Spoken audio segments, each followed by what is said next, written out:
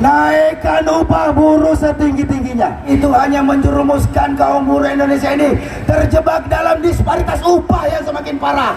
Harus kita hentikan. Buruh bersatu.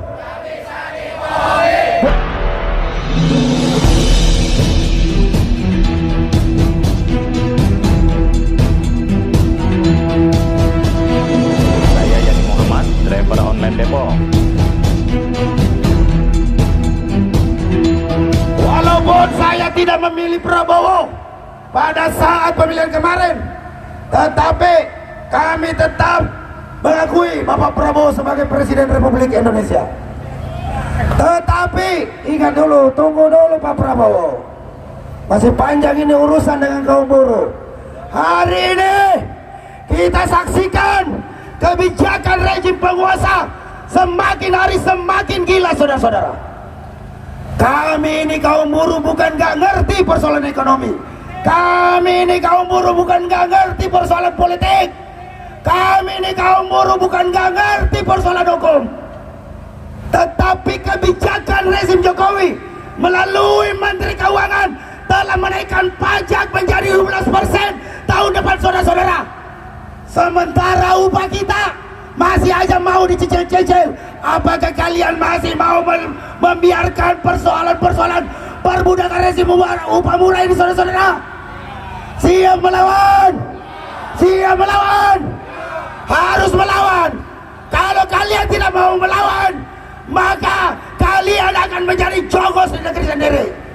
Kualat sampean sama pendiri-pendiri bangsa ini kalau kalian gak mau melawan. Masih mau melawan? Siap melawan?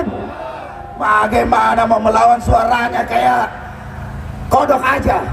Yang kencang dong. Masih mau melawan? Masih mau yang melawan? Masih mau melawan? Hidup buruh! Biar orang di dalam itu dengar apa yang kita mau. Enak aja kasih solusi.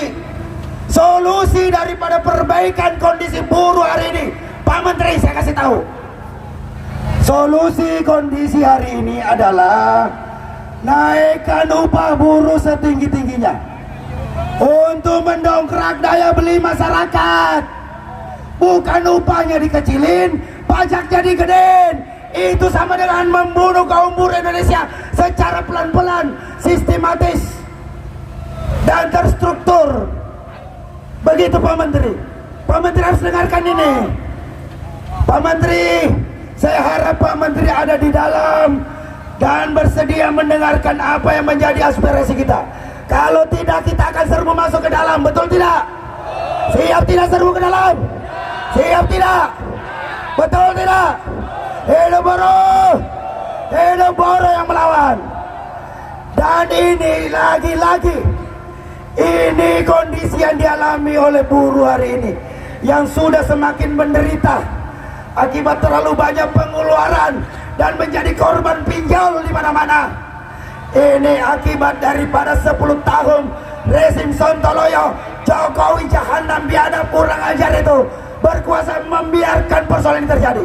Jadi kita harap menteri yang ada sekarang ini harus berani mengambil keputusan yang revolusioner seperti yang dilakukan oleh presiden ketiga, yaitu Gus Dur. Bapak Kiai Haji Abdurrahman Wahid berani menaikkan upah buruh sampai 50%, berani menaikkan upah gaji PNS 270%, saudara-saudara. Tidak perlu lagi pakai rumus tetek bengek yang bikin pusing kaum buruh. Intinya berapa uang yang harus diterima oleh kaum buruh bawa pulang ke rumahnya, itu layak atau tidak? Itu harus begitu Pak Menteri. Bukan upah kita hanya mau dikasih 2%, 3%, kayak kita kredit panci aja. Kurang ajar begini rejim. Jadi kita hadir ke sini akan mencoba memberikan terobosan terhadap rumusan-rumusan kenaikan upah agar dapat benar-benar menuju upah layak. Karena pemerintah sendiri kemarin mengumumkan, katanya pegawai negeri sipil akan terima gaji 2 juta tiap bulan. Ternyata omong kosong. yang ada gajinya untuk golongan 2D itu hanya dijadikan 2,6. Itu jauh dari standar kehidupan layak. Ditambah lagi kebohongan BPS yang menyatakan upah layak hanya Rp1.020.000. Ini kurang ajar ini BPS ini. Nggak tahu dia survei pakai apa itu. Jangan-jangan pakai survei dibiayai oleh mafia judi online lagi. Brengsek memang ini. Jadi hari ini kawan-kawan, saya harapkan kepada seluruh pimpinan federasi maupun konfederasi yang kemarin sudah datang berkumpul, kita lakukan urun rembuk nasional untuk benar-benar serius memperjuangkan kehidupan upah. Ini tidak main-main. Ini tidak main-main. Sudah banyak kaum buruh Indonesia ini menjadi merana dan menderita. Sudah cukup, sudah cukup. Tidak bisa diteruskan lagi. Kalau masih rezim ini memperlakukan sistem upah murah, lebih bagus bubar aja. Rezim apa ini? Saya hanya menagih daripada pidato Pak Prabowo ketika sidang paripurna. Beliau jelas-jelas dengan tegas, dengan garang, dengan berapi-api menyatakan bahwa kami jadi presiden, saya jadi presiden Republik Indonesia sesuai dengan konstitusi. Saya jadi presiden Indonesia hak mendapatkan izin dari rakyat. Maka dari itu kami akan berhikmat untuk rakyat. Pemerintahan Prabowo ini berhikmat untuk rakyat. Sekarang pertanyaannya Pak Prabowo, kalau upahnya hanya dikasih upah murah, apakah itu berpihak kepada rakyat atau tidak? Apakah itu berpihak atau tidak?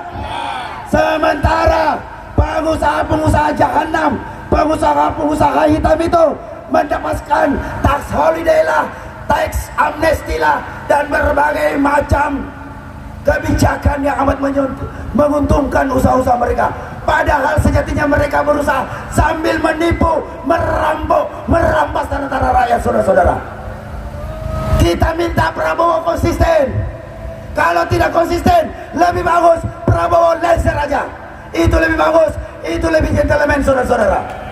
Sekarang berani tidak ini menterinya, sebentar berpihak kepada kita, saudara-saudara. Berani tidak kira-kira? Kita akan lihat, saudara-saudara. Kita akan saksikan. Jadi ketika dia akan membuat kebijakan, kalau acuannya hanya berdasarkan pertumbuhan ekonomi, inflasi, plus angka-angka yang tidak jelas dari indeks tidak jelas itu lebih bagus nggak usah. Itu bukan standar upah layak. Itu hanya menjerumuskan kaum buruh Indonesia ini terjebak dalam disparitas upah yang semakin parah. Kerjaan kita sama, tapi selisih gaji kita luar biasa bedanya. Majalengka 2.300.000 bikin sepatu, sama dengan pabrik di Karawang gajinya 5,3, sama-sama bikin sepatu. Kenapa gajinya beda?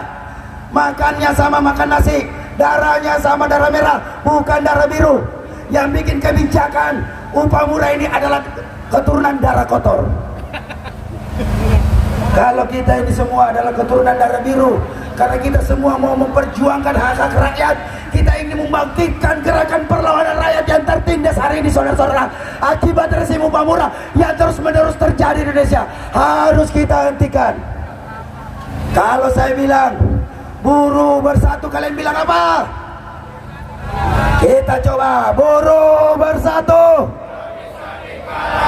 Udah nggak laku itu, udah nggak laku. Yang benar adalah buruh bersatu tak bisa dibohongi. Ulangi, buruh bersatu. Buruh bersatu. Buruh bersatu. Hidup buruh. Hidup buruh. Hidup buruh yang melawan. Sebelum saya tutup orasi saya harapkan saudara-saudara semua yang hadir di sini bisa berdiri. Semuanya saya minta tolong dengan penuh rasa hormat kepada para puan-puan dan tuan-tuan pejuang kaum buruh Indonesia yang hadir hari ini, yang meminta kebijakan kepada Menteri Tenaga Kerja hari ini untuk segera mengeluarkan keputusan Menteri terkait masalah upah.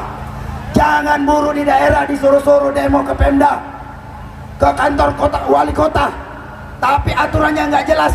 mereka dapat apa? Harusnya kita yang hadir di sini sebagai buruh-buruh yang cerdas, pimpinan-pimpinan buruhnya juga cerdas. Harusnya kita desa dulu aturan main di sini. Agar menteri keluarkan keputusan menteri, baru kemudian kita instruksikan kepada seluruh basis kita di daerah, baru kita datangi itu kantor Pemda, kantor wali kota. Om DJ tolong putarkan lagu Tanah Airku, kita nyanyi sama-sama. Mudah-mudahan kemenangan timnas tadi malam melawan Arab Saudi 2-0 menginspirasi kemenangan kita juga hari ini, saudara-saudara. Setuju? Om DJ, tolong diputarkan dulu. Kita nyanyi sama-sama, suara yang keras, biar Pak Menteri juga dengar. Biar Pak Menteri juga punya rasa patriotik. Sambil dikibarkan bendera-benderanya, panji-panji kebesaran teman-teman semua.